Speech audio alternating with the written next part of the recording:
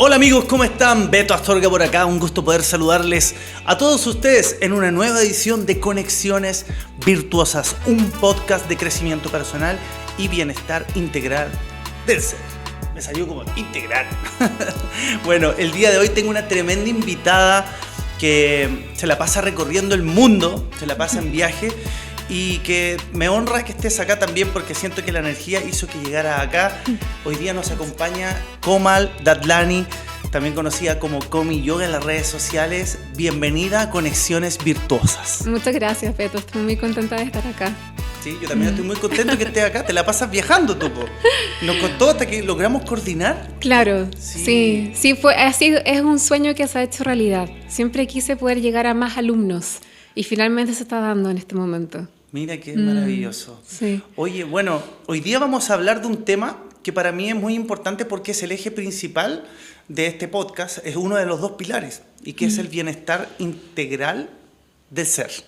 ¿Qué mejor que tú para hablar de eso, Komi? Tú que llevas ya hartos años en esta área. Sí, y el yoga tiene mucho que aportar en lo que respecta al bienestar. Maravilloso. Pues físico, mental, espiritual, por todos ángulos. Maravilloso. Oye, bueno, partamos. La primera pregunta para la gente que no te conoce, ¿quién eres tú? ¿Cuál es tu historia? En resumen, sí, porque así no nos podríamos grabar como 50 episodios. Yo soy una alumna de la vida, lo he sido siempre. Desde pequeña siempre hacía preguntas medias extrañas. ¿De dónde venimos? ¿Por qué estamos acá? ¿Cuál es el propósito de la vida? Y desde pequeña siempre estudié los textos indios, los textos filosóficos. Tuve la fortuna de crecer en una familia india también, entonces mamá siempre me inculcó toda nuestra filosofía desde pequeña. Y trabajé también en marketing por harto tiempo, pero eventualmente me empecé a dar cuenta de que mi propósito en la vida y lo que me llamaba la atención era apoyar a la gente y servir, entregar amor. Mira. Y así es como llegué a yoga. Sí. Mira, y bonito porque lo que dijiste es súper importante, lo hemos conversado en este podcast hartas veces, de que de pronto no todas las personas logran encontrar su propósito en un momento en la vida donde lo pueden explotar, por decirlo de algún modo, o donde lo pueden trabajar, pero tú afortunadamente en el fondo lo encontraste. Bueno, la vida me empujó. Yo me enfermé, tuve un trombo de medio metro de la pierna izquierda. ¡Wow! Y la única forma que logré volver a caminar de nuevo después de estar un año con muletas fue empezar a hacer yoga una vez a la semana. ¿En serio? Sí. Sí, y eventualmente... un año con muletas. Sí, y era muy deportista, entonces para mí eso fue muy difícil a nivel de la autoestima, la confianza. Estaba muy acostumbrada al movimiento. Yo me expreso mediante el movimiento. Entonces, bueno, la vida me empujó a encontrar el yoga. Wow. ¿Y, Sí. cómo fue ese encuentro con el yoga? Bueno, yoga siempre había sido parte de mi vida porque mamá siempre me lo había inculcado desde pequeña. Pero después que tuve el trombo y yoga empezó a rehabilitar la circulación sanguínea de mi pierna, luego también tuve un trombo en los pulmones, en el brazo derecho. He tenido varios episodios así. Empecé a darme cuenta de que el problema no era físico, sino que era mental. En la medida de que iba estudiando el yoga físico, me empecé a dar cuenta de que lo físico estaba muy conectado con mis pensamientos, y eran mis pensamientos los que predisponían a mi cuerpo a tener los trombos.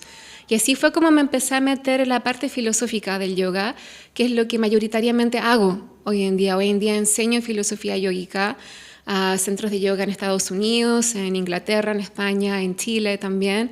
Pero llegué a eso porque me di cuenta que mi problema físico era mental.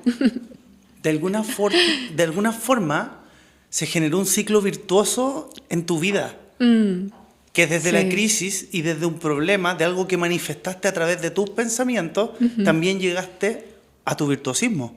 Claro. Es Ahí. como un ciclo, ¿no? Qué interesante eso. Bueno, yo soy un amante de la lectura, de investigar y estudiar. De hecho, uno de los libros que está ahí en toda esa sección, el libro Deja de ser tú, del doctor Joe Dispenza. Él habla mucho de eso, del impacto que tienen nuestros pensamientos y de cómo nuestros pensamientos pueden modelar, ¿cierto?, nuestra forma de observar e interpretar el mundo, la realidad. Ahí también converge con el lenguaje, de cómo el lenguaje también nos ayuda a ir modelando e interpretando toda esta idea que llamamos realidad. Entonces me parece súper interesante lo que menciona. Me gustaría que nos adentremos entonces de eso que nos están comentando con respecto al yoga, de cómo te transformó la vida. ¿Cómo es esa filosofía que me acabas de decir, de filosofía yogi, dijiste? Filosofía yógica, sí. ¿Cómo es? ¿Cómo es eso para las personas que no sabemos, para entender un poquito más en lo profundo? Bueno, la filosofía yógica se encuentra principalmente en lo que se conoce los Vedas. Hay 4 Vedas. Vedas viene de la palabra vid que significa conocimiento. Entonces, estos Vedas, estos libros, tienen todo el conocimiento en relación al universo. No conocimiento científico como el que tú podrías capturar desde un laboratorio, sino que conocimiento intuitivo en relación al universo.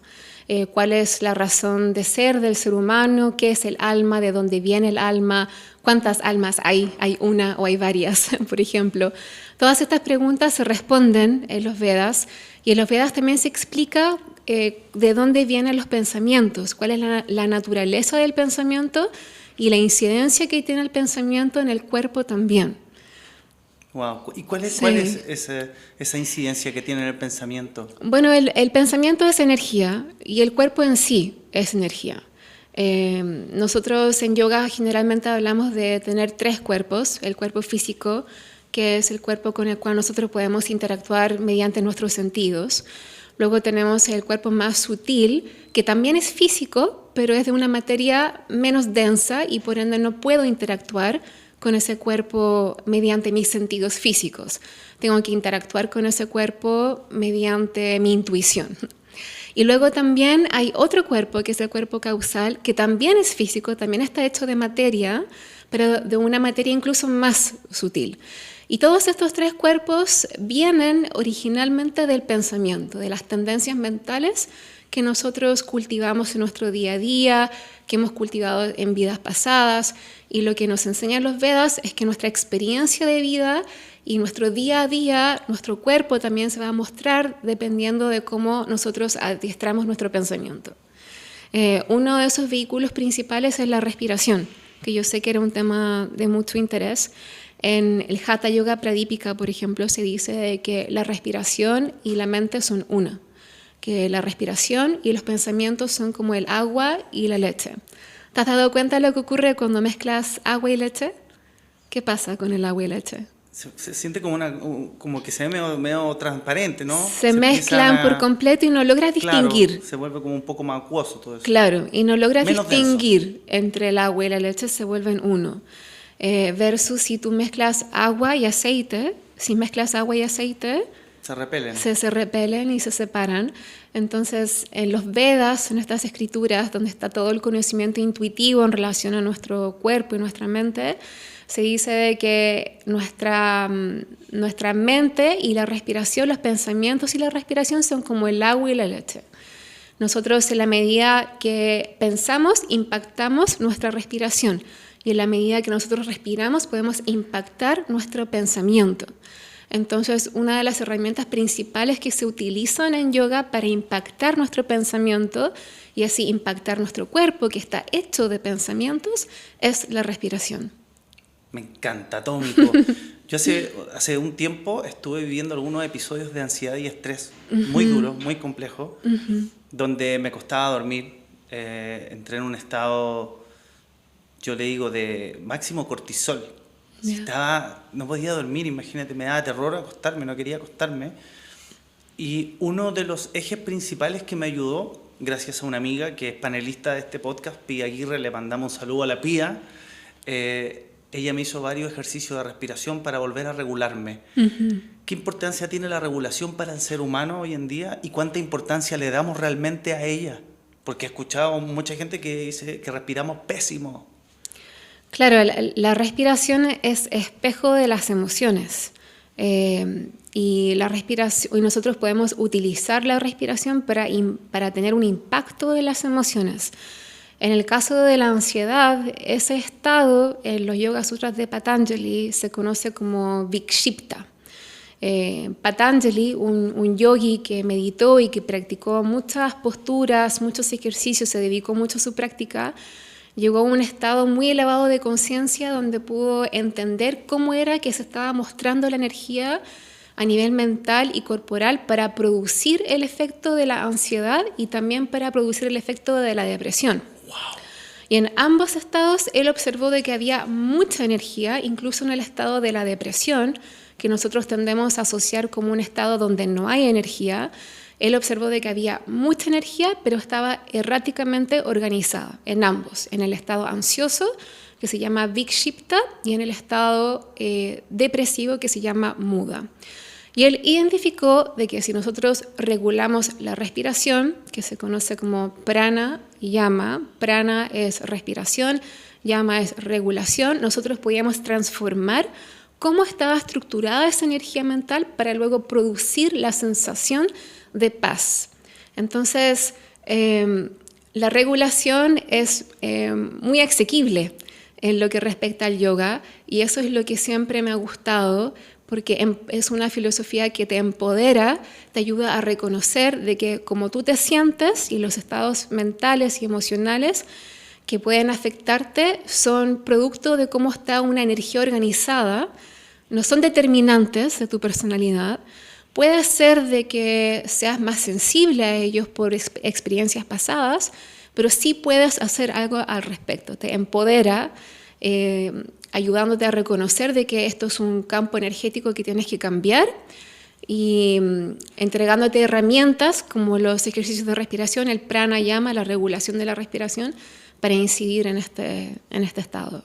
Wow. ¿Y es cierto que respirar por la nariz en el fondo es lo natural y no respirar por la boca? Porque hay personas que respiran por la boca o que por algún tipo de congestión y no pueden respirar bien. Claro, ahí podemos hablar harto rato, la verdad. Siempre hay una razón biológica por la cual la persona tiene la nariz tapada, pero se puede regular energéticamente.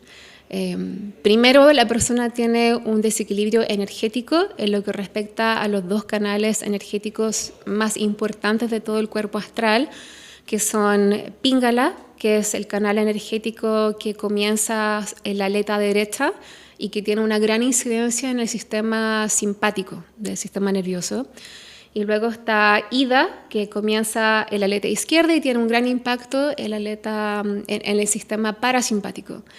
Cuando una persona tiene la nariz tapada, generalmente ocurre de que hay un desequilibrio energético también en Pingala y en Ida, y hay que corregir eso para ayudar a que la persona se le destape la nariz. ¿Y cómo se hace eso? Con ejercicios de respiración, con meditación, con ayurveda.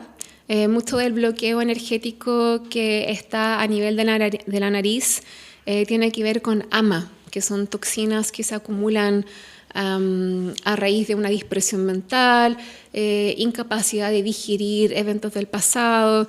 A mí me ocurrió, por ejemplo, en un momento de que me leyeron energéticamente el cuerpo y me dijeron de que el sistema digestivo de mis emociones no funcionaba bien. Fue un momento donde estaba pasando por un divorcio, estaba muy, muy desafiada en la vida. Y justamente en ese momento me habían hecho una lectura energética y tenía el sistema digestivo del corazón no funcionando correctamente, lo que conllevó a muchos bloqueos energéticos en distintas partes de mi cuerpo. Se dice de que la nariz es el punto de entrada para alimentar todo el resto del cuerpo astral. Es decir, si yo respiro por la boca, puedo satisfacer el requerimiento biológico de un intercambio gaseoso entre oxígeno y dióxido de carbono, pero si yo respiro por la boca no regulo energéticamente el cuerpo astral. Claro. Y una de las primeras cosas que le comento a mis alumnos cuando vienen a clases es respirar por la nariz y cerrar la boca. Aquí se respira y se cierra la boca. Sí, y lo comento tantas veces en clases, siempre estoy corrigiendo ahí. Y también cuando uno corre, cuando uno hace ejercicio aeróbico, es un poco difícil porque a nosotros nos han enseñado a exhalar por la boca. Entonces hay que hacer un gran cambio allí. Claro, sí. Bueno, yo que practiqué también harto deporte durante mucho tiempo, sigo entrenando, pero durante mucho tiempo y claro, cuando uno mantenía una respiración relativamente al mismo ritmo, no te acelerabas ni te quedabas hiperventilado, al contrario, uno podía mantener la energía. Sí. ¿Sí? Y uno tiende a acelerarse, naturalmente. Claro, de hecho, muchos de los ejercicios de respiración que se explican en el Hatha Yoga Pradipika. El Hatha Yoga Pradipika es un texto donde se explican todas las posturas de yoga y todos los ejercicios de respiración y cómo hacerlos. Hay muchos, pero ese es uno de los principales. Y en ese libro muchos de los ejercicios involucran retener la respiración, involucran también respirar más lento, porque se dice de que nuestra juventud y nuestros años de vida están dictados por la cantidad de respiraciones también. Entonces uno puede rejuvenecer el cuerpo respirando más lento, uno puede sanar el cuerpo cambiando el patrón respiratorio también y reteniendo la respiración. Cuando yo retengo la respiración estoy enlenteciendo el proceso de envejecimiento del cuerpo. Y de hecho hay estudios científicos hoy en día que lo hizo un científico ruso, donde él estudió de que cuando nosotros retenemos la respiración entre medio de los ejercicios de pranayama, los ejercicios de yoga, lo que está ocurriendo es que la mitocondria se regenera. Y ahora, de hecho, él trabaja para un estudio de rejuvenecimiento en California. ¡Wow! ¿Ve, mi amor? Un ruso con una investigación. ¿Sí? Oye, qué genial esto. Me encanta porque fíjate que de pronto creemos que sabemos muchas cosas, pero nos falta investigar. Yo siempre digo, nos falta investigar y aprender más de otras visiones de otras personas, de otras culturas, de otras disciplinas, como para que podamos ir en una totalidad abarcando el bienestar. Dentro de eso, que hemos ahora hablado de la respiración, me gustaría también consultarte por otro tema que lo encuentro interesante, que es la alimentación. ¿Qué influencia tiene la alimentación también en nuestro bienestar integral del ser? Bueno, eso se puede abordar desde dos puntos de vista. Por una parte, todos tenemos distintos elementos en nuestro cuerpo, pero algunas personas tienen más elemento fuego, otras personas tienen más elemento aire. Eso es lo que se conoce como Ayurveda. Ayur significa naturaleza, es decir, los 5 elementos de la naturaleza, aire, fuego, tierra, agua, etc. Y Veda, de nuevo, significa conocimiento. Y el conocimiento de la naturaleza indica de que no todo aquello que nosotros consideramos saludable es saludable para todos, porque depende de la cantidad de fuego, aire, tierra y agua que tiene cada persona. Una persona que tiene más fuego es capaz de digerir más cosas. Una persona que tiene más aire es capaz de digerir menos cosas. Y por mucho de que yo consuma alimentos nutritivos, por ejemplo, si como brócoli todos los días, para una persona que tiene mucho aire, es decir, menos capacidad digestiva, puede que eso no le aporte mucha nutrición porque no es capaz de digerirlo. Entonces, por una parte va por ahí. Y por otra parte, todos los alimentos tienen un atributo energético también, que se conoce como rajas, tamas y sattva. Los alimentos tamásicos son elementos que producen obscuridad, que producen muda, estado depresivo en la mente, como por ejemplo las papas, los champiñones, las berenjenas, todo aquello que ha crecido como en la oscuridad, eso conlleva mucho tamas. O todo aquello que está envasado en latas, por ejemplo, favorece un estado pesado, negativo, aislado, depresivo de la mente, tamásico se llama. Luego hay otros alimentos que tienen un atributo energético que se conoce como rajas. Rajas es muy positivo cuando está en un estado equilibrado. El rajas se iguala a la energía del sol.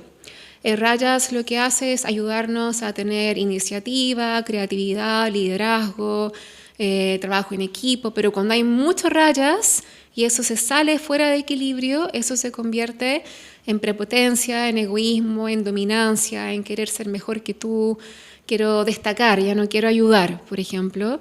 Y hay alimentos que favorecen este estado, como por ejemplo todo lo que sobreestimula el sistema nervioso, como el ajo, la cebolla, el picante, mucha sal, el alcohol, lamentablemente, los cigarros, las drogas, todo lo que genera un cambio muy drástico en el estado nervioso de una persona tiende a generar muchos rayas eventualmente.